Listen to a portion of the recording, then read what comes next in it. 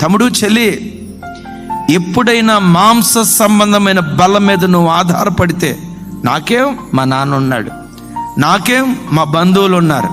నాకేం మా అమ్మ ఉంది, నాకేం మా తమ్ముడు ఉన్నాడు, నాకేం చెట్టంత కొడుకున్నాడు, నాకేం 7 అంతస్తుల భవంతి ఉంది, నాకేం మాదాపూర్ పక్కన 1 ఎకరం పొలం ఉంది అని భూమి వైపు చూసి ఎప్పుడైనా అతిశయపడ్డావా? బాధ, అంధకారం,